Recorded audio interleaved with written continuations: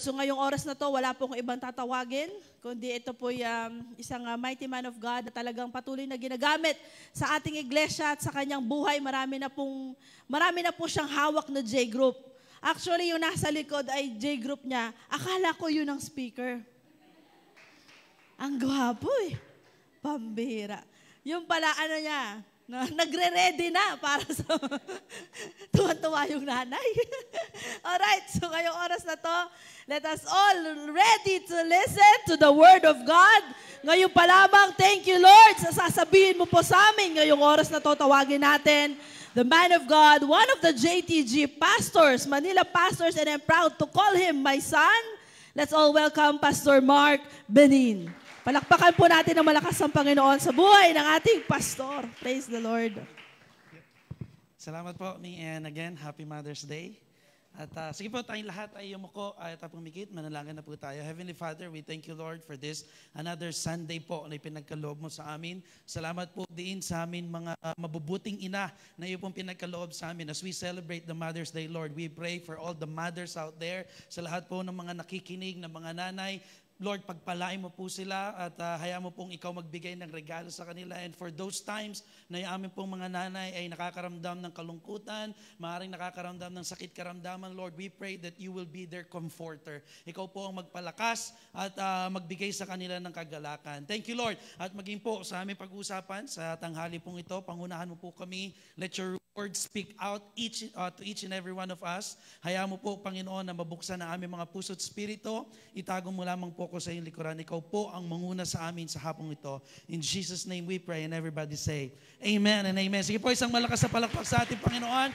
Tayo pong lahat ay makakaupo. So once again po, on behalf of the whole JTG Man, bagamat kanina pa po namin kayo binabate, pero since we want to celebrate and we want to honor all the mothers here at maging po sa mga nanonood sa atin online, we want to greet you a Happy Mother's Day. Palakpakan naman natin muli po ang ating mga kananayan. Bakit yung ibang nanay natin parang malungkot? Tingnan mo yung katabi mo, kung nanay, sabihin mo, Happy Mother's Day, nahay. Ayan. Alright? Ngayon sa mga nanonood din po, maybe some of us na nanonood ay mother po. So, Happy Mother's Day and welcome po to JTG Manila Church where Christ is real and disciples are made. So, muli po sa mga nanay, saludo po kami sa inyo. Kung wala po kayo, wala rin naman po kami. Kahit ang yung nanay ko po, kanina nga, binobola. Binabati ko siya. Kasi baka bigyan ako ng pera. So, binati ko siya ng Happy Mother's Day, Mami. Baka nanonood ka. Alright? So, dahil Mother's Day po, actually, last Thursday, kumausap ako ng mga engineers na gagawa ng bahay na regalo ko sa asawa ko. Kasi Mother's Day nga naman. Kasi pag nagregalo ko, mumurahin lang. House and lot lang. Alright? So next picture, last Thursday, nakipag-meeting po ako doon sa engineer na supposed to be nagagawa ng aming bahay sa Cavite. At kasi sabi ko, pinsan ko to, baka mas makamura ako. Alright? So sabi ko, bro, pastor ako, siguraduhin mo namang sagad yan at si Lord na bahalang magbalik sa'yo. Sa awa ng Diyos, alam niyo po, ang laki nung hinihingi sa akin. Pero salamat dahil alam ko po may plano si Lord. Alright? At sabi ko, bakit kaya ganun kamahal yung naging costing namin? Yung mga pinrepair niya sa akin, mga present niya sa akin na price nung mga, kung magkano gagastusin doon sa pagpaparenovate ko ng bahay sa Cavite. At ang isa sa parang sa tenga ko, sabi niya, kasi bro, hindi natin pwede basta gawin yung bahay mo ng ganun-ganun lang. Mahalaga dito, ang nagpamahal dito is yung pundasyon nung gagawin nating renovation sapagkat pamilya mo ang titira dyan, hindi pa pwedeng isang lindol lang, giba agad. Sayang naman yung perang gagastusin natin. So gagastos ka na rin lang, might as well, yung quality na. No? And that's what we are going to talk about this afternoon is the foundation. What are your foundations in life as a Christian? Tanungin mo yung katabi mo, anong pundasyon mo? Bakit ka pumupunta ng church? Amen? Because it's very important for us to know anong pundasyon mo sa buhay. Bakit ka pumupunta ng church? Bakit kayo nanonood online? Right? Because if you're not gonna count the cost, naalala ko yung verse na ito sabi in Luke chapter 14 verse 28 to 30, but don't begin until you count the cost. Huwag ka daw magsimula na gumawa o mag-build ng isang bahay o ng isang building nang hindi mo muna binibilang kung magkano nga abutin. Alright? For who will begin construction of a building without first calculating the cost to see if there's enough money to finish it? That's why po, nakipag-meeting ako doon para malaman ko, kakayanin ba nung pera ko yung hinihingi sa aking pera ng engineer para magawa yung aming pinagagawa. It's the same thing with our spiritual life. Are you really ready to follow Christ? Amen? Sabi mo sa katabi mo, ready ka ba talaga? Alright? Did you count the cost? Alright? Kasi sabi doon, no?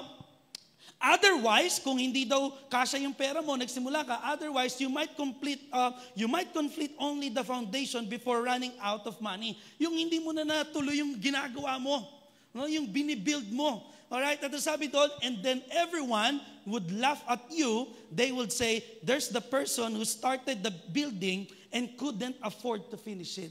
Did you know that every one of us are building something in our life? Sa mga estudyante po, maaring ang binibuild mo ngayon, makapagtapos ka ng pag-aaral to make your mama proud sapagkat Mother's Day pa naman ngayon. Diba? Sa mga nagtatrabaho, you are building yourself para kumita ka ng pera, ma-promote ka. Diba? Sa mga nagninegosyo, you're also building yourself para yung negosyo mo maging successful. Right? Sa mga tambay, binibuild mo rin yung sarili mo para maging tambay. Ang hirap kaya maging tambay. Diba? So sa lahat, every one of us, whether you like it or not, you are building something in your life. It's just a matter, gaano katibay ang binibuild mo sa'yo. Alright? O, na-count mo na ba? Enough ba yung pera mo na meron dyan? Kasi baka mamaya, pagtawanan ka, born again ka pa. Pambira, nung nakaraan, ayaw mo na uminom. Ngayon, ikaw na nag-aaya sa aming uminom, Diba? Nung nakaraan, hindi ka na namin maaya kasi lagi kang busy sa church. Ngayon, nandito ka. Nagpaparamdam ka. Alright? Kasi bakit? Pagtatawanan ka lang ng kaaway, ng jablo, ang ganda pa ng suot mo. Tapos, pag uwi, minumura mo yung mga tao mo. Inday! Diba? O kaya Mother's Day pa naman. Pag uwi mo, halos murahin mo na yung anak mo. Di ba sinabi ko magugas ng pinggan? Bakit hanggang ngayon wala pa? Poncho, wala pang ulam. O, diba? Mga nanay lang naman. Hindi, Happy Mother's Day po. Hindi po ako galit sa inyo. Baka sabihin, Mother's Day, pinangangaralan ako ni Pastor. But it's the reality. No, maging din po sa ating walk with Christ is very important to count the cost. Meron ka bang enough pera para talagang masundan mo si Lord? It doesn't mean na talagang literal na pera. But your foundation itself, kamusta ang puso mo kay Lord? Enough ba yan na kapag dumaan ka sa testing, dumaan ka sa trial ng buhay, makikita ka pa rin bang nakatayo na o katulad ka lang nung ibang tao na bigla na lang nag-fade kasabay ng bagyo? Because whether we like it or not, tingin po kayo lahat sa akin, lahat po tayo ay subject for testing. Yung faith na pinagmamalaki mo, lahat tayo subject, wala pong exempted. Kahit po pastor may pinagdadaan ng problema. But the question is, how solid, how strong the foundation you have in your walk with Christ? O kapag niloko ka ng asawa mo, madali ka na rin umalis ka kay Lord. Kasi nag-church ako, pinagpipray ko naman yung anak ko, pero masakit pa rin sa ulo. Ayoko na, hindi totoo ang Diyos. That's why it's very important po na mapag-aralan natin. Why? Because kung pag weak ang foundation po, parang yung isang building sa Singapore, isang condominium po sa Singapore, ang bumagsak. I think this was 10 years ago. Nakita ko lamang po habang nagsusearch ako ng mga pwede ko ipakita sa inyo about weak foundation. Mapapansin nyo po, yung building na yan is parang mid-rise condominium, bumagsak.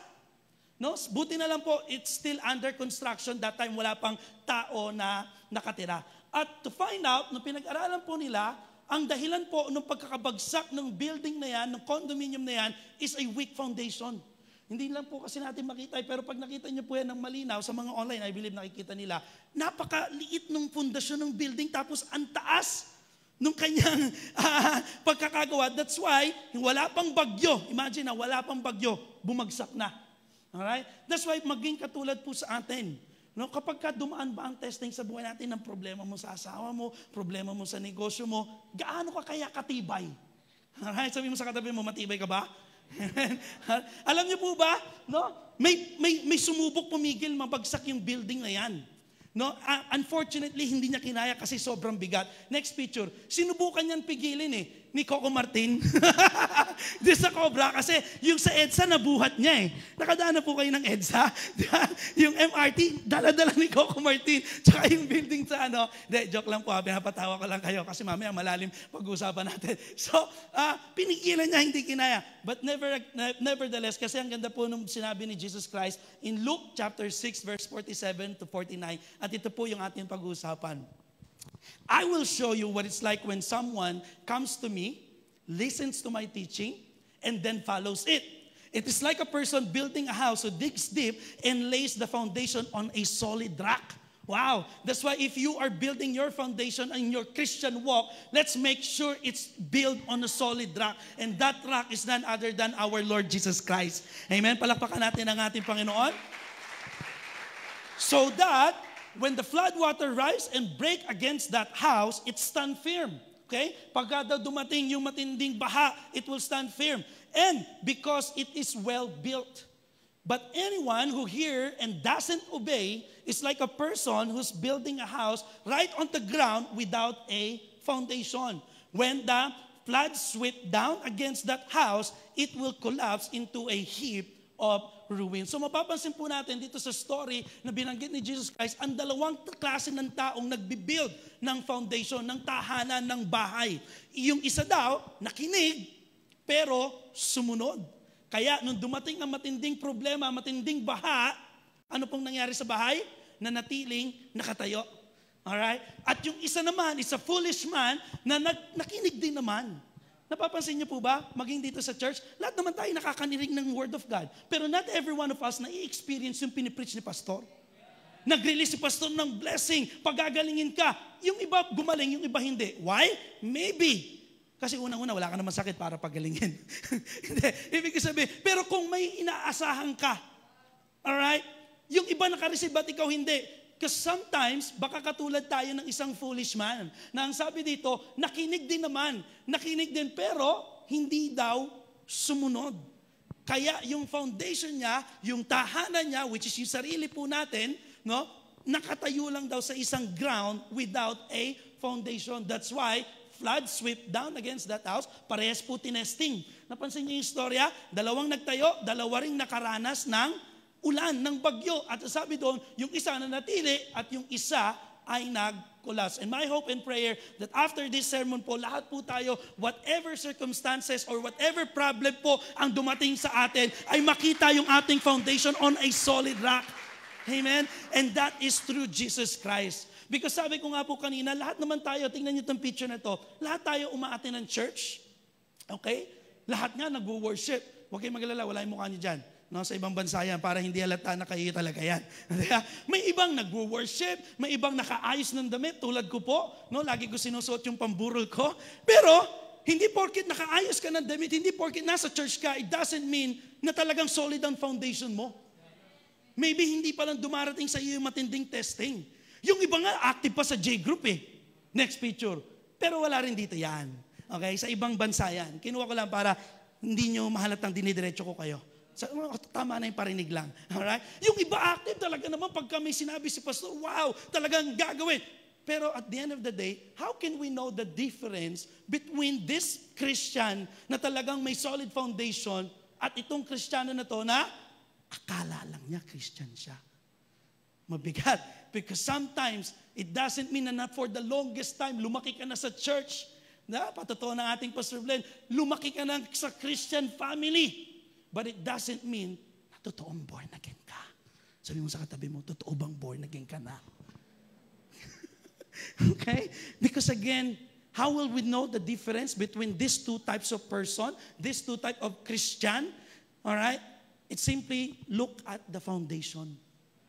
Tingnan mo po yung pundasyon mo, kapatid. It's better for us to check. Ako man din po, habang pinag-aaralan ko to, chine-check ko rin na, Lord, ano bang pundasyon ko? Baka mamaya, kaya lang ako nandito kasi pastor ako. Kaya lang ako nandito kasi may tungkulin ako sa church. Chine-check ko din. Kaya sabi ko, Lord, alisan mo kaya ako. I think about 3 years ago, habang ako po yung naliligo, nangusap sa akin si Lord na sabi niya, kaya ka lang naman active kasi sa church kasi marami kang ginagawa. Tanggalan kaya kita ng posisyon. Parang nanlamig ako. Sabi ko, oo nga, no. Tama. Pero sabi ko, it's it's a good sign. Sabi ko, para ma-check ko din yung heart ko. Kaya that time, sabi ko kay Pastor Blen, Dad, pwede po ba wala muna ako sa leadership? Yung ano lang, normal attender lang ako para ma-check ko lang yung sarili ko kung talaga magpapatuloy ako sa paglilingkod, regardless kung tatayo ako sa harapan o hindi, regardless kung may ginagawa ako sa church o hindi. Awa ng Diyos, hindi pumayag si Daddy kasi pandidisiblan daw ng kaaway yun. Alright? Pero alam ko sa sarili ko, actually, nung time po na nagpaalam ako sa worship team, parang 1 taon ang hinintay ko bago umuo si Daddy. Kasi sabi ko sa kanya, Dad, hindi man ako tumayo sa harapan, yung relationship ko kay Lord, wala na makakapag-iba. Ano mo problema ang harapin ko? Alam ng Diyos, kasi grabe na yung naranasan ko, parang nakakaya naman kay Lord. Niligtas ako, pinagpala ako, binigyan ako ng magandang pamilya, binigyan ako ng maayos sa trabaho. Tatalikuran ko ba si Lord? Di ba parang kapal naman na mo ako? Kaya sabi ko, hindi man ako nakikita sa harapan. Kahit ako na lang ulit yung taga-ayos ng upuan. Sabi ko, okay lang, magpapatuloy ako kasi yung relationship ko is so founded with God. Na anuman pong problema, minsan nga dumadaan kami ng problema, hindi nyo halata eh. Hindi po dahil sa nagpapanggap kami, but we know anuman problema pinagdaanan namin, solid kasi yung foundation kay Kristo. Magpapatuloy at I believe sa biyaya at habag ni Lord, anumang problema pa ang daanan nating lahat. Kung solid ang foundation mo kay Lord, kung malalim ang foundation mo kapatid, hindi ka kayang pabagsakin ng problema. Amen? Maging din po sa mga nanonood, it's very important kahit nanonood ka, tingnan mo yung foundation mo, solid ba yan? O baka mamaya pagka hindi ka na pinatayo dito, malungkot na yung mukha mo. Right?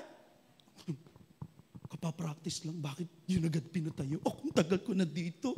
Hindi man lang ako napansin. Ang tagal ko na dito, hindi man lang ako kinamayan ni pastor. Hindi man lang ako kakilala.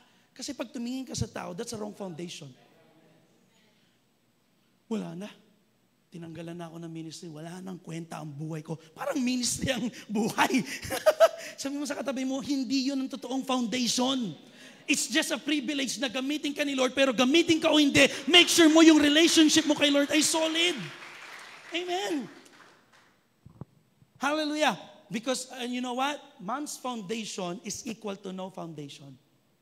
And some of us, many people think that if you have a lot of stuff, may bago kang cellphone, may bago kang sapatos, you think, or gadgets and everything, may foundation ka.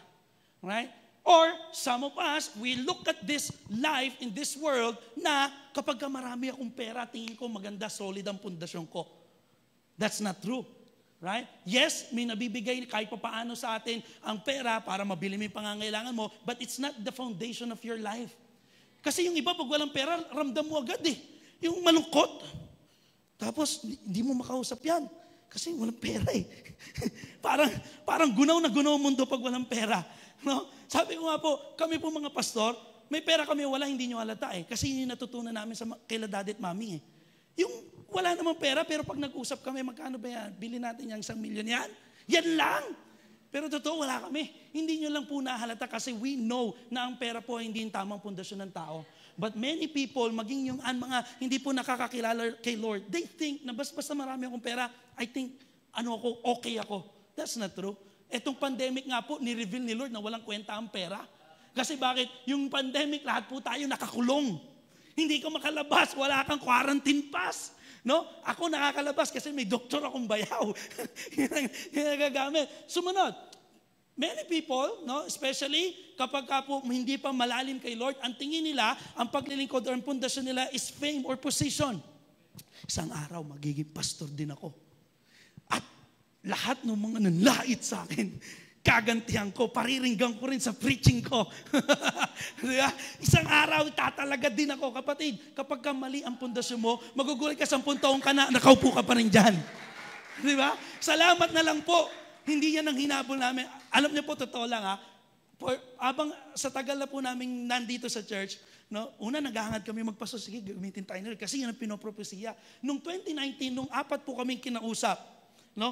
Anak, itatalaga na kayo sa convention. Lahat kami ayaw namin bigla.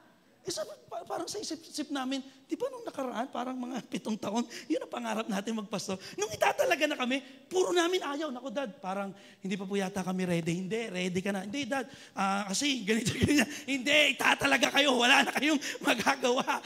Alam niyo yun? Kasi bakit hindi man namin nahabol sa totoo lang ang fame and position? Because if that is your purpose, yung makita ka lang dito, magkaroon ka ng leadership, maitalaga ka, kapatid, is just a no foundation at all. Amen? Ang iba naman, wala pong masama, but if your kingdom foundation sa buhay para mag-survive ka dito sa mundo is success, you're gonna fail. What if hindi ka talaga tinalaga ni Lord para maging isang tanyag na businessman? What if yung pangarap mo o yung dreams mo na gusto mo lang, hindi talaga yan yung para sa'yo kay Lord? Sapagkat sabi ng Bible, many are the plans in the heart of the man, but the Lord's purpose will prevail. Ano? Hindi, wala na. Magsi-suicide ka na lang. Kasi hindi nga natupad yung pangarap kong maging artista, so suicide na lang ako. No. Because all of that are no foundation. That's not the real foundations in life. Sapagkat makuha mo man lahat ng yan, sige, nasa iyo na lahat ng pera, nasa iyo na lahat ng gadget, nasa iyo na lahat ng fame and position and success. If you have no Christ in your life, kung wala si Jesus sa buhay mo, kapatid, I'm telling you, hindi ka tatagal. Magiging katulad ka lang sa mga nabalitang nag-suicide.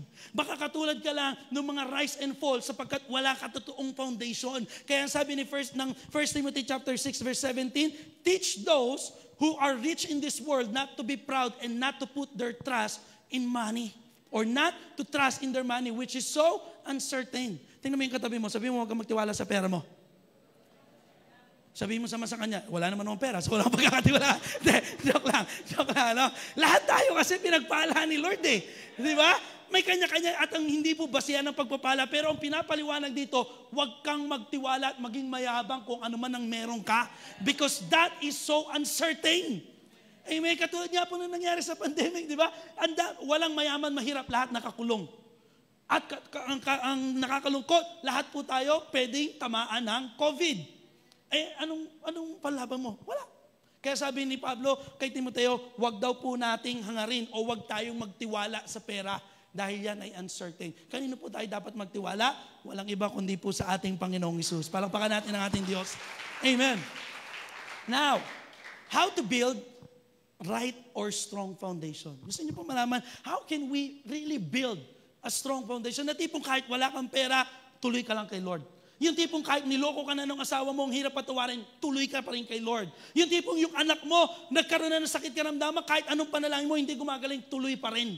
Yung negosyo mo na parang, wala na, parang palugi na, 20 na lang kinikita ko, pero tuloy pa din. Because you know in your heart, you have this right and strong foundation. Amen? At mababasa rin naman po natin yun, dun sa ating foundational verse. In Luke chapter 6, verse 47 to 49, at ito lamang po ang ating pag-uusapan. I will show you what it's like when someone comes to me, listen to my teaching, and then follows it. So if you want to build a right or strong foundation, number one po, ang sabi diyan, come.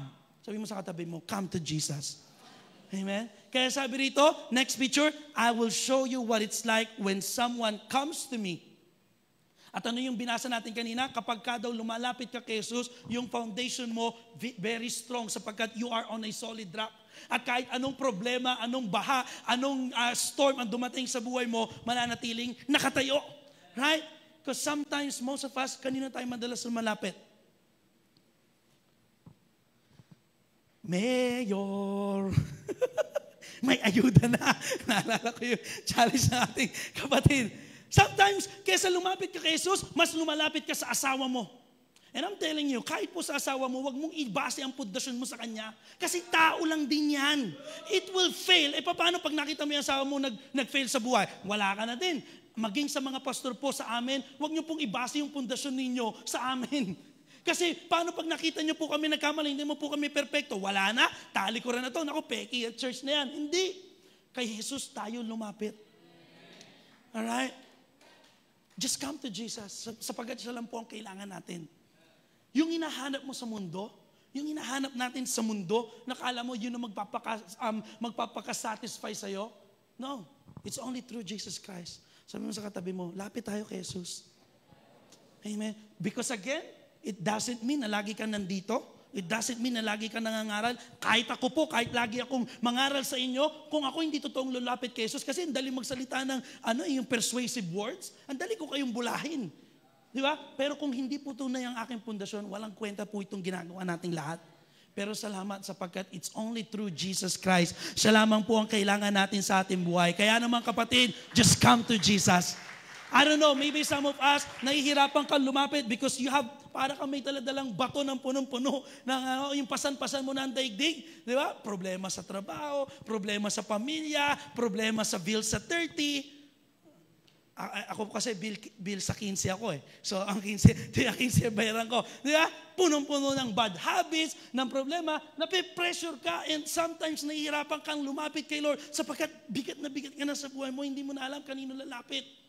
Yung anak mo may sakit karamdaman, parang may COVID na, nawawalan ka na rin ng panlasa. Parang ang hirap nang lumapit kay Jesus. But let me tell you, Jesus said in Matthew 11 verse 28, ang sabi doon, "Come to me, all of you who are weary and burdened, and I will give you rest." And sometimes most of us, hindi mo kayo magsabi sa mga pastor nyo, pero you are so full of burden in your heart. Bigat na bigat ka na kapatid, di mo na alam gagawin mo.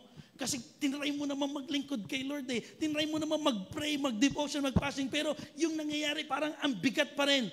And I'm telling you, Jesus is here to give you rest. Just come to Jesus. Amen? And He will give us rest. Isuko mo lang kay Lord yung burden mo. I don't know. Maybe ang burden mo, kulang ka lagi sa pera.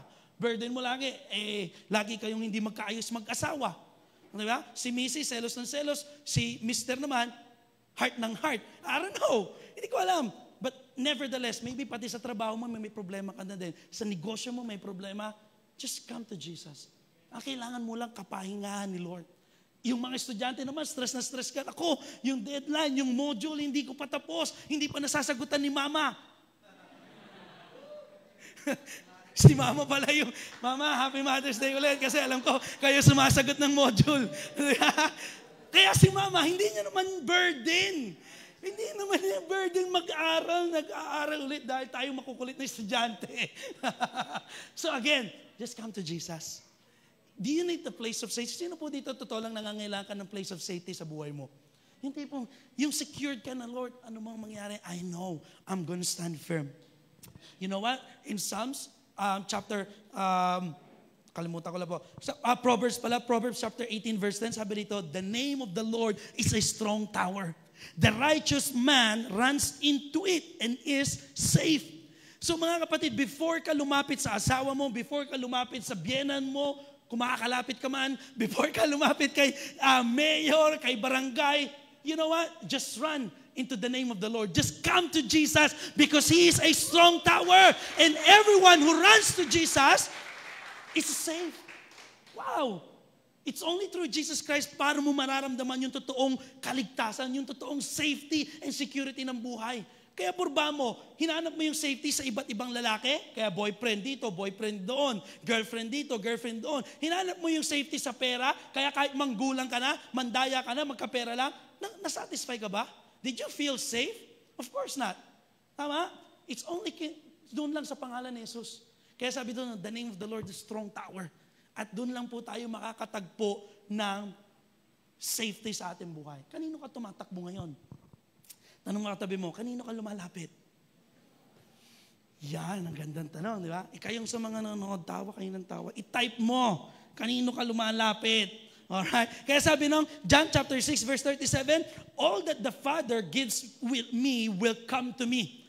And whoever comes to me, I will never cast out." Wow! Ang gandang promise to ni Lord, no? Sa inyo, maaring may mga taong nag-reject sa inyo. Yung taong lalapitan mo kasi pangangailangan mo, kailangan mo na, halimbawa, nagkaroon ng emergency, pero biglang hindi ka tinulungan, nireject ka, kakatok ka pa lang, kunwari tulog sila. Kasi alam, manghihiram ka ng pera o kung ano man. But you know what? Sabi ni Jesus, yung mga lalapit sa akin, I will never cast them out. Hindi ko sila itataboy. Di ba? I-reject ka man ng tao, i-reject ka man ng lalaki, ng babae, pero si Lord, kailanman hindi kayo re-reject. All you have to do is just come to Jesus. Amen. And number 2 po, na dapat po natin matutunan in order to build a solid or right foundation, hindi lang po basta solid, kung hindi dapat tama yung pundasyon mo. Sapagkat maraming religion, tingin nila solid naman yung pundasyon nila, kaya lang may mali. Dahil hindi yung pastor na nila ang Diyos. Tayo po, hindi tayo ganun. Walang ibang pinagmamalaki sa church na ito kung hindi si Yesu Cristo. Amen? Sabi doon, una yung number 1, just come to Jesus. Come. And number 2, listen. Alright? Matuto po tayong makinig. Kaya sabi doon, no, I will show you what it's like when someone comes to me, listens to my teaching. Amen? Kailangan po matuto tayong makinig sa salita ni Lord. Salamat po dahil nandito kayo, I believe, or sa mga nanonood din sa online, salamat because I know you are ready to listen to the Word of God. Amen. Palakpakan naman natin si Lord. Salamat po sa inyo. Amen. But let me remind you, in listening to the Word of God, do not be selective. Hindi yung kung ano lang yung gusto mong mapakinggan, yung pagpapala, yan, okay yan, akin yan. Pero pag tinutuwid ka na sa mali mo, ay, ano ba yan? Ayoko dito, nanginginig yung puwet mo, parang gusto mo na umuwi. Kasi dinidiretso ka na, no? Tapos minsan, bad trip ka pa pag hindi yung paborito mong pastor ang nagpipreach. Nakakahiya naman sa'yo, Brad. Labas! Di ba? Ay, hindi si Pastor Glenn, ay, wala akong gana. Tutulog na lang ako kasi alam ko na sasabihin ng pastor na yan, nakakahiya sa'yo. Kaya yan ang dahilan, bakit hanggang ngayon, yan ang estado ng buhay mo. Di ba? Kasi hindi ka totoong marunong makinig. Sabi mo sa katabi mo, sikuhin mo, malakas sabi mo, makinig ka. Amen? Minsan sabihin pa natin, basic na yan. Paborito pa naman natin. Basic. Pero the reality is, kung ano yung basic, hindi man natin nagagawa. Basic ang mag-pray. Kailan ka huli nag-pray? Di ba? Uy, pizza. Ay, hindi pa pala ako nag-pray. Pagkagising, ligo na. Hindi mo man lang nagpasalamat kay Lord para binigyan ka ng bagong buhay. Yung iba natulog, di na nagising. Kailan ka huling nagbasa ng Bible? Para makaparinig ka ng salita ni Lord. Alam niyo po, in Proverbs chapter 2, verse 1 to 5, my child, sabi ni King Solomon, listen to what I say and treasure my commands. Tune your ears to wisdom and concentrate on understanding. Sabi dito, mag-tune mo daw, itutok mo yung tenga mo sa wisdom at mag-concentrate ka sa understanding. Hindi sa chismis. Sabi mo sa katabi mo, huwag ka makinig ng chismis. Makinig ka ng Word of God. Sabi ron, cry out for insight and ask for understanding. Ay, hindi, Pastor, naiintindihan ko lahat yan. Basa ko na 10 taon na ako, 20 years. Hindi ka pa pinapanganak, Pastor. Born again ako. Alam ko na lahat yan. Pero sabi doon, kailangan mag-ask ka for understanding. Search them or search for them as you would for silver. Kung papaano kang naghahangad ng pera, ganun din daw, hangarin mo na makinig ng salita ni Lord. Dahil yun ang totoong kayamanan. Seek them like hidden treasures. Then you will understand what it means to fear the Lord and you will gain the knowledge of God. Do you want to know the knowledge of God? Gusto niyo po ba mas lalo kayong parang pagpalain ni Lord, makalakad doon sa calling niya sa inyo? Just listen. Concentrate to the, sabi doon, to understanding. You know, sometimes, hindi na po natin alam nangyayari sa buhay natin. Tama ba? Hindi mo na alam ano nangyayari sa buhay mo. Tanong mo sa kapitbahay mo. Alam nila lahat. Nakita ko lang yung video na yun. Kano kapitbahay? Tanong mo kay Lord. Alam ni Lord ang lahat. Di ba? Ang galing. Natatawa lang ako pag naalala ko yung video na yun. Hindi mo na ba alam nangyayari sa buhay mo? Lapit ka sa kapitbahay. Hindi, lumapit ka kay Lord. Alam ni Lord ang kangangailangan mo. Hindi ng kapitbahay mo. Palakpakan natin ang Diyos. Sabi ng John chapter 10 verse 27, my sheep listen to my voice. I know them and they follow me. I gave them eternal life and they will never perish. No one can snatch them away from me. Wow! Kung nakakakinig ka talaga ng mga tinig ng Diyos, kapatid, no weapon of the devil can snatch you away from Jesus sapagkat totoong napapakinggan mo siya. Tanong, kailan mo huling narinig si Jesus na nangusap sa iyo? Minsan ginagamit na si pastor mangusap sa iyo, dinidinay mo kasi ayaw mong talikuran yung mga mali mong gawa. It's very important po, kaya sabi daw, my sheep, dapat tiyakin mo, Lord, gawin mo po talaga kung totoong tupa mo. Kasi again, it doesn't mean na nagbibihis ka ng churchy, nagkaroon ka na ng hallelujah, praise the Lord, nadapa ka, dati nagmumura ka, ngayon, hallelujah. Blessings, my friend. Yeah? It doesn't mean na may ka-J-group ka, totoo nga talagang born again ka na. Pakakala mo lang. Ang bigat, right? Pero napakalaga po, tiyakin natin yung foundation natin kay God. At ang tanong dito, do you belong? He who belongs to God, in John chapter 8, verse 47, here's what God says. The reason you do not hear is that you do not belong to God. Wow, wag naman to, Lord. Wala pong taga JTG Manila ang hindi belong sa'yo. Kundi lahat po kami, Panginoon, I pray, lahat kami ay belong sa'yo at makinig namin ang iyong salita. Amen? Tingnan mo yung katabi mo, sabihin mo, para tayo kay Lord. Hindi ka bilong dyan sa maling relationship. Bilong ka kay Jesus. Amen? Hindi ka bilong dyan sa negosyo mong sablay, bilong ka kay Lord. Amen? Kaya doon tayo makinig. Amen? And last but not the least, and this is the dividing line. Ito po yung pinaka magpapasolid lalo ng foundation mo. The obey. Sabi mo sa katabi mo, obey. Amen? Kaya sabi doon, yung next, I will show you when someone, someone comes to me, listen to my teachings, and then follows it. Okay? Hindi lang po tayo, nga, nakinig ka nga. 10 taong ka na nga Christian, nakikinig ka lagi. Pero kung hindi mo naman sinusunod, it's gonna be useless. Because obedience is the dividing line para malaman mo kung ano ka talaga. Kung totoo bang solid ang foundation mo, yung pagiging masunurin sa will ni Lord. Hindi ka lang din basta pipili ng kung ano ang gusto mong sundin.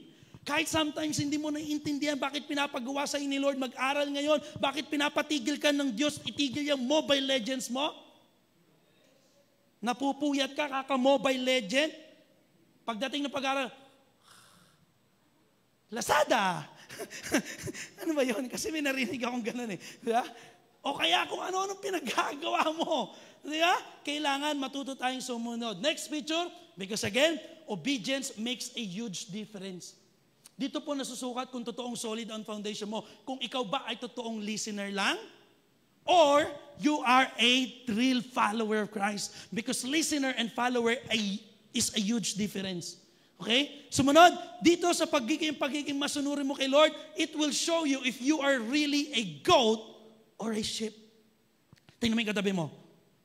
Ano ka ba talaga? Tupa, kambing? Sagutin mo. Yan, tupa. Yung nasa likod ko, kambing. Joke lang. At dito rin matututo, malalaman kung ikaw ay with, or with. Kasi po, sa Bible, yung with, yung lagi sinusunog, hindi yung basta marijuana. Di ba? Pag naisip natin, hi, pastor, nasa heaven na ako, naka-hi. Hindi, yung with, kailangan maging totoong with ka. Yung talagang may value ka. At sa pagiging masunurin, you know what? Dito rin nakikita kung ang punta mo sa church ay disciple chicks or discipleship. Yan. Puro yata panchichicks ang alam nyo dito eh. Dami pa na naman magaganda. Di ba? Mga taga JTG Manila, likas na magaganda eh. Or, nandito ka lang para mag-evangeligaw or evangelism. Ano ba talaga? Diyan malalaman yan. Depende sa obedience mo eh. Hindi, pastor, ano lang kami Bible study lang. Bible study, Bible study. Kasi steady, gusto mo yung kailang parang ganadong-ganado ka pag sa yung hallelujah, praise, hora, babasi, kararahan. Lalo pag sinabi, maghawak-hawak ng kamay. Talaga naman, parang may spark. Mga kabataan, matuto tayong sumunod. Pag sinabi ni pastor, hindi pa ang tamang oras, hindi pa. Amen? Mga tatay, may asawa ka na, huwag ka na tumingin sa iba. Mga lalaki, may asawa dyan. No? Titingin-tingin ka pa, tingnan mo yung asawa mo. Magpalagay ka ng tapahoho, yung gano'n, no? Yun ang lagi ko sinasabi kay Donna eh. Kasi pag nasa mall kami, lagi niya naisip, baka tumitingin ako sa iba. Ay sabi ko, di maglalakad ako sa'yo, nakatingin ganyan. Ano gusto mo? Ayun, no? Ayan, sapatos. O, sige. Hindi mo pwedeng gano'n. Pero at least, kailangan nyo iparamdam sa mga asawa nyo, Mother's Day pa naman, na secured sila, na talagang sila ang asawa mo. Sila yung mahal mo. Mga nanay, cheer nyo naman ako. Para sa inyo nga ito eh. At talagang wala. O di sige, mga lalaki, tumingin tayo sa babae. Di ba? Kailangan po matuto tayong sumunod. Pagka sinabing iwanan mo na yung kabit mo, iwanan mo na. Kung may nangangabit man sa inyo. Yung sa mga nanonood, baka may nanonood eh. Kapatid, mamamatay ka maaga pag may kabit ka. Kasi bakit? Pag nag-text yung kabit mo, baka mabasa, kailangan ma-delete. Di ba nagpapalpitate ka? Aatakihin ka sa puso. Tama? Pag nagsisinungaling ka, di ba? Pastor, wala po muna akong gawain kasi ganito, ganyan. May asikasuhin lang po ako. Pero totoo, wala, tinatamad ka lang. Di ba nagpapalpitate ka? Baka puntahan ako dito isara mo muna yung pinto Wala talaga ako dito Hindi, kapatid, kailangan baguhin mo na. Pag mamuhay tayo na may kabanalan kay Lord. Because holiness is essential. Amen. Palakpakan natin ang ating Panginoon. And by the way po, mamaya po, we're going to have a brand new series. So sa mga nandito po na uuwi na, I encourage you to please join us kahit through online. Makipanggaan natin yung ating new series with our daddy or with our Pastor Glenn. Pero sa mga hindi makakabalik pa dito, please do so. Kasi po, maganda yung series natin sisimula. Bakit nga ba? Tanong, bakit nga ba ang hirap sumunod kay Lord? Naranasan niyo na po yan? Yung parang, Lord, bakit po ba? Help me think. Bakit? Ano kaya dahilan? Bakit ang hirap natin sumunod kay Lord? Una, Pastor, kasi it's too hard. Ang hirap po kayang hindi po kami magsisiping, nasa isang bubong kami. 2021 na ho, Pastor, lahat na po live-in lang. Wala akong nagpapakasal na, ang hirap. No, I have 2 words for you. You know what? Alaw swear pa kapag ka nahihirapan ka kay Lord. Mga nanay, ano yung alaw swear pa? Tanong niyo po sa mga atabs dito. Atabs, meron akong nongta. Walang power. Hindi ka ano ba yung Di bali ho, pag sakay nyo ng jeep mamaya, marirealize nyo, okay, wala palang power yung ibig sabihin na alaw swear pa. Minsan hindi tayo nakakasunod. Pastor, ang hirap po Paano ko isusuko itong pornography ko Eto po, dito lang ako nagkakaroon ng satisfaction. Wow, bata ka pa, kapatid.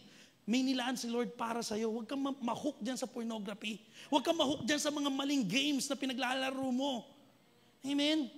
Anong iba? Anong dahilan? Bakit hindi makasunod? Because sometimes we think we know better. Bakit ako susunod dyan, Pastor? Matanda na ho ako, Pastor. Alam ko na ho. Kahit di ko basahin ang Biblia, alam ko na ho mangyayari. So, etong word ko sa'yo. Petmalok. Lodi. Sabi mo sa katabi mo, Lodi, tigas ng ulo mo Di ba? Tali-talinuhan ka rin di ba? Ako lang mayon. Ako lang naman talaga masama dito Mababait kayo. Kaya nga Lodi ko kayo Yeah? Petmalok kayo, di ba? Because sometimes, nahihirapan ka sumunod because you think, alam mo na, pero ang totoo, hindi mo talaga alam. Why? Kasi kung alam mo na, nakikita na sa buhay mo nagmamahal ka ng tapat sa Diyos, na nagpupunta ka sa church, hindi para lang makita ka sa limelight, kung hindi, alam mong naglilingkod ka talaga kay Lord. Kaya gamitin ka man o hindi, pagpalain ka man o hindi, may sakit karamdaman ka man o wala, susunod ka pa rin sa pinagagawa ni Lord. Amen? Because the reality is, we don't know better. Kaya huwag kang magmagaling. Sabi mo sa katabi mo, huwag kang magmagaling. Amen? Dahil si Lord, mas alam niya ang magandang plano para sa atin. Ano pa dahilan? Nag-isip ako kagabi, ano ba mga dahilan? Bakit kaya nahihirapan kami sumunod? I-give up. Pag sinabi magpatawad, ayaw natin magpatawad. Pastor, di mo kasi kilala yung ginawa sa akin. Ang hirap ho. Hindi ho kapatapatawad. Ikaw nga, hindi ka rin naman kapatapatawad Salamat na lang, pinatawad tayo ni Lord. Di ba? You know, sometimes, bakit hindi tayo na sumusunod? Because we are rebellious. Ayoko, Pastor Magagawa nyo. Sa laki kong to, bahala kayo. Okay. Kung ayaw kong i-give up itong maling relationship, ano bang pakialam ninyo? Kung hindi siya born again, ako born again, nasa church naman ako, siya naman, hindi. Dadalhin ko naman siya talaga dito Hindi, rebellious ka lang, kaya hindi ka sumusunod. Yung bisyo mong pagsisigarilyo, baka may naninigarilyo pa, give up mo yan, kapatid. Mawawala rin buhay mo Di ba sabi nga ni Daddy, kapag di mo tigil yung bisyo mo, hindi magano ka na lang. Tawag dyan, yung magsunog ka nung isang drum na sigarilyo. Ay hindi, Pastor, ano na po ngayon? Modern na po, so vape na lang kami. Pak! Di ba? Yung nag-ano ka pa, si Joben, yung sa Pinoy, kapatid, hindi ka katuwa-tuwa. Binago mo lang, pero yung act mo, it's just the same thing ng act ng mundo. Minodern mo lang, hindi nga sigarilyo, vape naman. Pastor, at least ito, hindi nicotine. At least ito, hindi bisyo. It's the same thing. Rebelde ka lang. Kaya pag sinabi ni Lord, itigil mo yan, itigil mo na yan. Dahil kung ayaw mo, rebelde ka, ikaw lang ang sakalam. Malakas. Di ba? Ikaw na. Ikaw lang ang sakalam. Mga nanay, text nyo na lang yung apo nyo. Pops, ano tong sakalam? Okay? Because the reality is, faith confession without application is just a mere delusion. Purbahan mo, baka nagdidelusion ka lang. Dinideclare mo, kilala ko si Lord, nasa church ako lagi, naririnig ko yung kanya salita, nagdideclare ako ng faith, pero hindi ka naman sumusunod. Kapatid, gisingin mo, sabi sa katabi mo, hoy, gising, Brad. Baka nananaginip ka ng gising. Nagdidelusion ka lang. If you have faith, if you really know Jesus Christ, show it by your action. Show it by application of everything that God command in our life. Honor your father and your mother. Ino-honor mo ba talaga sila? O magaling ka lang din mag-honor pag manghingi ka ng budget, ng allowance. Hi ma, love you. Kasi ma, may project kami. Mabait ka lang kung kailan ka, kung kailan ka mahihingin. No. Kailangan no, yung pagiging born again po natin, makita the way we act. Because again, faith confession, kahit anong declare mo, born again ako, may faith ako kay Jesus, kung wala namang application sa pinagagawa sa ni Lord, hindi ka sumusunod, it's just a delusion. James chapter 1 verse 2, malapit na po ako matapos, do not merely listen to the word and so deceive yourselves. Do what it says. Sabi mo sa katabi mo, let's do it. Amen? Yung wrong relationship mo, pinag-give up na sa ni Lord, let's do it. Do what it says. Huwag mo lang basta marinig. Okay? Yung bisyo mo, yung luho mo, na pinag-give up na sa iyo ni Lord, yung pandaraya mo, pagiging mapag-isip mo ng negatives, give up mo na yan. Do what it says. Kung ano yung sinasabi ng Bible. Paano natin sometimes gagawin kung ano yung pinagagawa ni Lord, hindi naman tayo nagbabasa. And let me remind you, ang ganda po ng quote ni Timothy Keller, religion says, I obey, therefore I'm accepted. But you know what? Christianity, Jesus Christ says, you're accepted, therefore you obey. Hindi po tayo, listen up, tingnan niyo po ako. Hindi ka susunod sa pinagagawa ni Lord para lang tanggapin ka niya. No. It's the other way around. Tanggap ka na ni Lord. Kaya nga sabi ng Romans 5:8, sa kabila ng ikay makakasalanan, namatay siya para sa iyo. That's why, kaya ka susunod. Ngayon, kung hindi ka makasunod sa pinagagawa ni Lord, ang tanong, mahal mo pa talaga siya? Or baka hindi mo pa lubusang nare-realize na talagang tinanggap ka ni Lord. And may mga kapatid, tinanggap na tayo ni Lord, kaya ka susunod. Hindi ka susunod kasi religion yun, yung magpapagawa ka ng good works para matanggap ka ni Lord. No. Kundi mahal ka kasi talaga ni Lord. Huwag mo namang abusuhin yung pag-ibig. Sa kabila ng ating katampalasan, sa kabila na tayo ay dapat papunta ng impyerno, binigyan tayo ng buhay ng walang hanggan sa pagkakilala mo lamang kay Jesus. Kaya ka tinanggap. Amen? Hindi ka gagawa ng susunod para lang ikaw itang gawin, kundi tinanggap ka na talaga. And you know what? Obedience. Bakit po mahalagang sumunod kay Lord? Kapag sinabing ibigay mo yung tithes mo, ibigay mo. Bakit? Obedience is not assurance of protection from the storm. But obedience is a protection in the storm. Nawala kayo, mga media. Okay? Again, obedience is the assurance, not the assurance, protection from the storm. Hindi porkit sumusunod ka sa will ni Lord, iwanan ko na tong girlfriend ko na tong mali, magbibigay na ako ng tithes and offering, magpe-pray na ako, magpa-fasting ako, sana naman walang bagyo. No.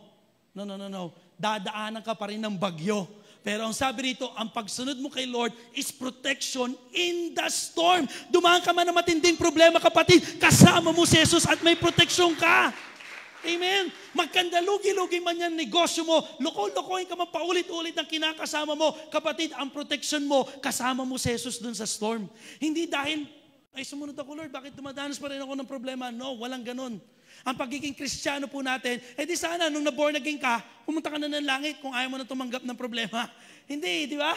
Yung iba pa naman sa inyo, sabi ko nga, yung iba sa atin, kasama po ako ni Pastor Blaine nagbaptize, di sana nung nilubog kita, pinigilan ko yung comment, wag mo muna angat dad, buhay pa, buhay. Humihinga pa, hintayin natin mamatay. Hindi, di ba? Bakit? Kasi alam ni Lord, dadanas ka pa rin ng mga storm sa buhay. Dadanas ka pa rin ng matinding problema. Hindi araw-araw Pasko, but nevertheless, si Jesus ay kasama mo in the midst of the storm. Kaya nga sabi ni Jesus, I will never leave you nor forsake you. So just obey God. Amen? Because ito po nakakalungkot. Sabi ng Luke chapter 6 verse 46, yung unang verse before our foundational verse. So why do you keep calling me Lord, Lord, when you do not do what I say? Bigat. No, baka sabihin sa inyo, Lord, I never knew you. Di ba yung sabi ng Bible, Lord, eto na ako, tanggapin mo na ako sa langit. Hindi yung sabihin sa atin ni Lord, hindi kita kilala. Ikaw namang gagawa ng katampalasan. You evildoers. That's why it's very important po, mga kapatid, isolid natin yung foundation by, first, coming to Jesus. Pangalawa po, listen to His teaching. Marami po sa atin, totoo lang, talaga naman nakikinig ka.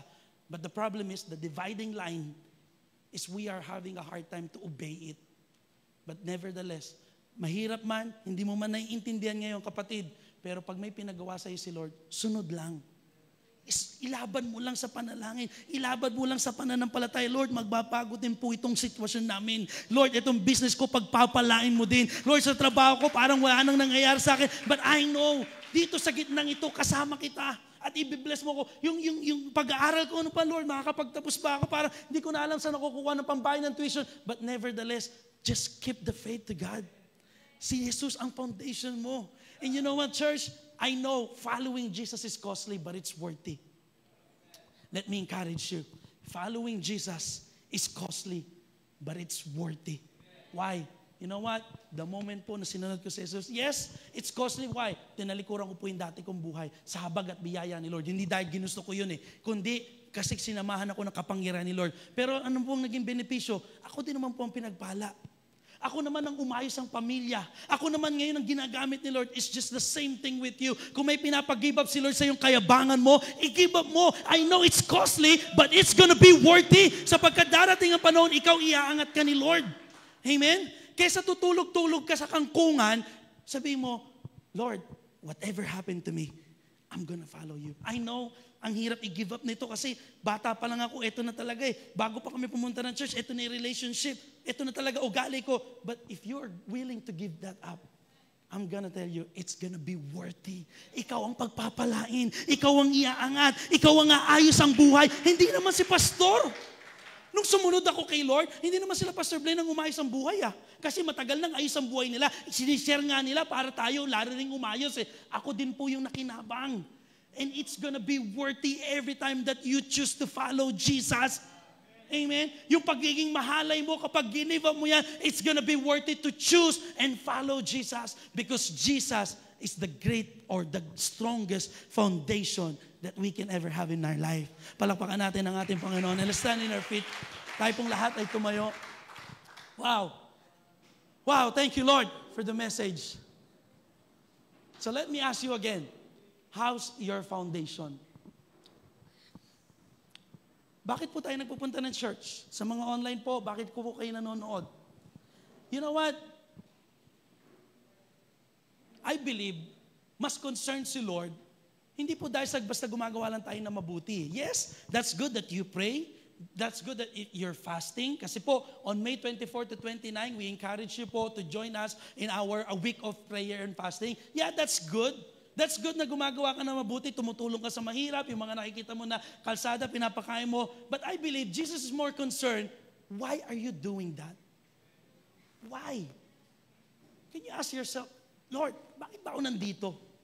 Am I here para lang ma-self-satisfy yung sarili ko, na makapagbawas ng kasalanan, masabi ng mga kamag-anak ko, nag-church talaga ako? Or, Lord, nandito kasi ako talagang founded ako sa iyo Para anuman po ang problema ang harapin ko, manatili ako makatayo. No matter how big the storm is, I know, kasama kita, Lord.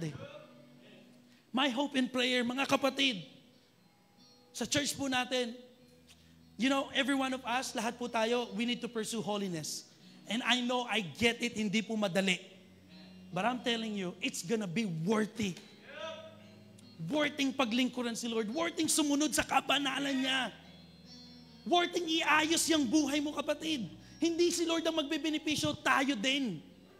So, kung nandito po tayo, tatagal ka lang dyan, upo ka lang, tatayo, upo tayo, uwi. Walang mangyayari sa buhay mo, useless, sayang po ang oras, sayang ang panahon, sayang ang lakas, maaring sayang ang pera.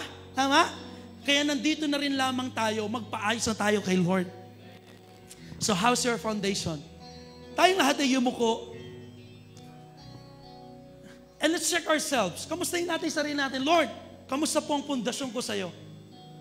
Am I really here kasi totoong mahal kita? O dahil wala po kailangan ako sa church Wala po may gagawin ako, Lord My hope and prayer, baguhin na natin yung pundasyon, yung dahilan bakit po tayo nag-church, bakit ka nagpe-pray, bakit ka gumagawa ng mabuti, not because of sarili mong motibo, kung hindi, ang prayer natin na, Lord, masunod ko po yung kalooban mo. Hindi po laging madali ang inuutos mo sa amin. But Lord, I will still choose to obey you.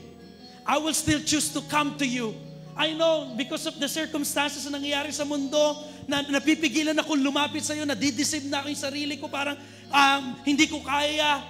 But Lord, help me to always remember to come back to you. Just come to Jesus. I know it's very clingy, lagi nyo narinig, lapit kay Jesus, balik kay Jesus. But maybe this is your turning point. Baka ito na talaga yung time na pinapagseryoso ka ni Lord. Kasi baka noong nakaraan, nadala ka lang ng ka-churchmate mo, nadala ka lang ng kapamilya mo. No, I ask you and I beg for your spirit. maging seryoso na po tayo kay Lord. Lalo sa panahong ito, mga kapatid, tiyakin po nating solid ang ating foundation kay Kristo. Hallelujah.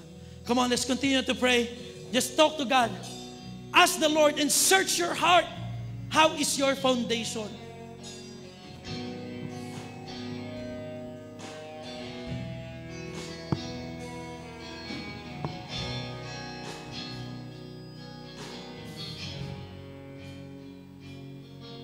And Christ is enough for me.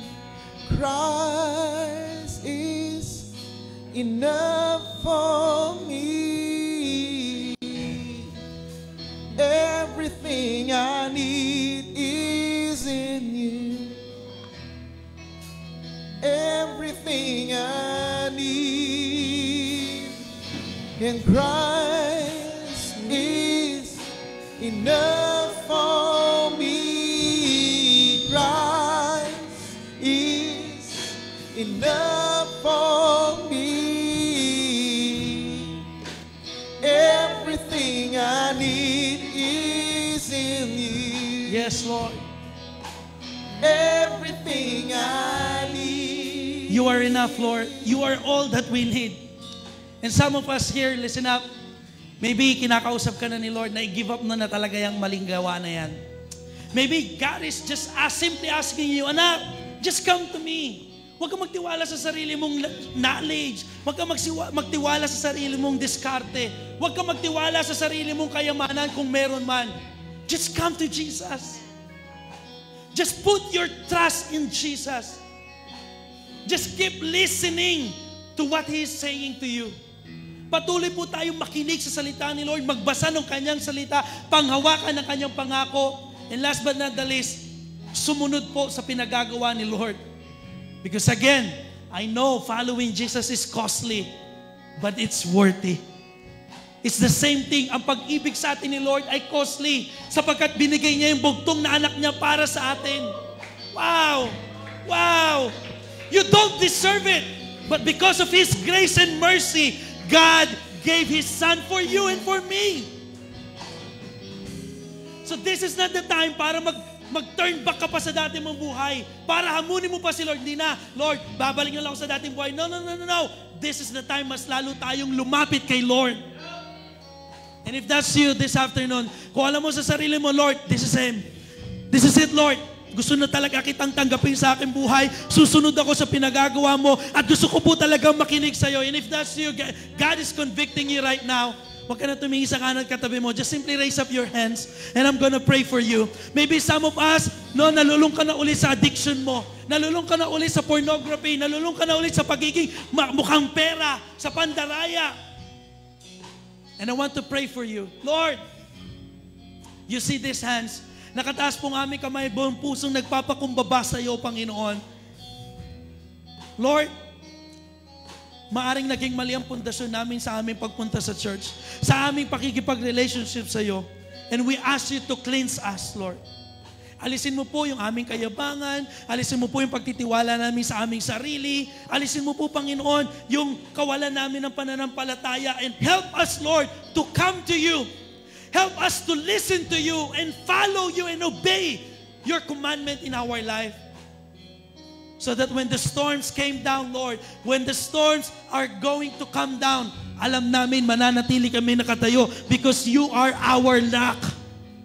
And you have said it in your word, Lord, that on this rock you will build your church. And upon this rock and your church, even the gates of hell shall not prevail against it. So Lord, I pray for my brothers and sisters as they continue to dig down their foundation to you on the solid rock. I pray that no weapon of the enemy, not even the gates of hell, will prevail against their life. I pray for the protection of their marriage life. I pray, Lord, walang anumang tukso, walang anumang lalaki o babae na sisira ng mga mag-aasawa dito. I pray sa mga anak, anumang sakit karamdaman, i-cancel it in Jesus' name. Because you have said it in your words. Wala na po mga kabataan dito na magkakaroon ng mabubuntis ng maaga o may involved sa premarital sex. We cancel it in the name of Jesus. And every youth, every young generation, every blazing achievers of this church will walk according to your destiny, will work according to their calling. Wala pong matatanggal sa trabaho dahil gumawa ng mali. Walang makukulong na maaga sapagkat lahat kami, Panginoon, pipiliin naming lumakad na may kabanalan sa iyo. And Lord, I pray for my brothers and sisters na maaring ngayon po nawawalan ng pag-asa. Maybe hindi lang sila very open sa katabi nila o sa kaibigan nila, but deep inside they are broken. But deep inside they are carrying heavy burdens. Lord, I pray, remove all those burdens. Yes. Give them rest. Lord, I pray for the whole JTG Manila Church. If there's anyone here, masyado ka na nabibigatan sa sitwasyon mo, kapatid, I pray that Jesus will give you rest. Amen. Si Jesus ang kapahingahan natin. Oh, hallelujah. I feel the presence of God. I know God is moving in your heart. God is touching your family. God is touching your marriage life. Because He's a faithful God. And He is our strong foundation. Hallelujah. Yes. Hallelujah. Come on, just open up your mouth. Open up your mouth. Purihin mo na si Lord. Purihin mo na siya ngayon pa lamang dahil inaayos na niya ang buhay mo. Pinagpapala niya na ngayon ang negosyo mo. Ang trabaho mo, inaayos na ni Lord. Oh, kapatid, makakapagtapos ka ng pag-aaral. Sa mga nag-aaral po, I pray that you will have all God's provision to finish your study. Sa mga nagtatrabaho, I pray for God's favor and blessing over you and your family. Yes. Your business is gonna be blessed. Your company is gonna be blessed dahil nandun ka. And because you are the salt and light of this world, you are an influencer. Amen. We thank you, Lord, in Jesus' name.